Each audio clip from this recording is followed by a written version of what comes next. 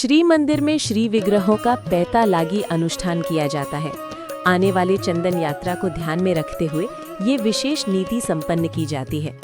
इस अनुष्ठान में श्री विग्रहों के अधर अर्थात होंठ के नीचे बसुंगा पट से बने पैता अर्थात उपवीत को सुंदर ढंग से बांधा जाता है।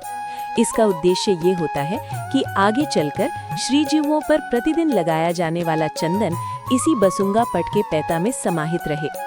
महाप्रभु की ये एक गुप्त नीति होने के कारण संध्या समय लगभग 4 घंटे तक श्री मंदिर में सामान्य दर्शन बंद रहता है।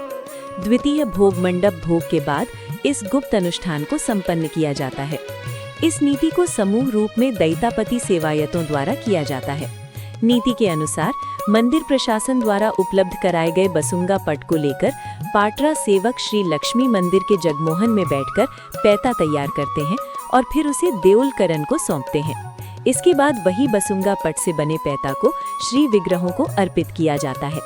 आगे स्नान यात्रा को ध्यान में रखते हुए महाप्रभु की श्री अंग की सुरक्षा के लिए इस पैता लागी की परंपरा प्राचीन समय से चली आ रही है।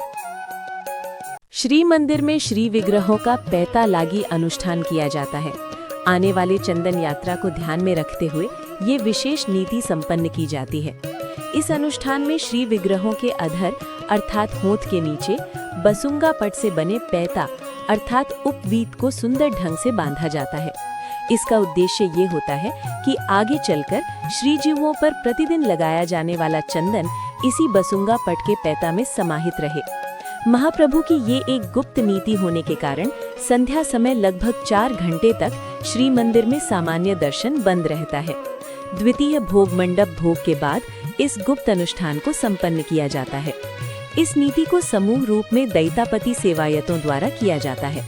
नीति के अनुसार मंदिर प्रशासन द्वारा उपलब्ध कराए गए बसुंगा पट को लेकर पाटरा सेवक श्री लक्ष्मी मंदिर के जगमोहन में बैठकर पैता तैयार करते हैं और फिर उसे देउलकरण को सौंपते हैं। इसके बाद वही बसुंगा पट से बने पैता को श्री विग्रहों को अर्पित किया जाता है।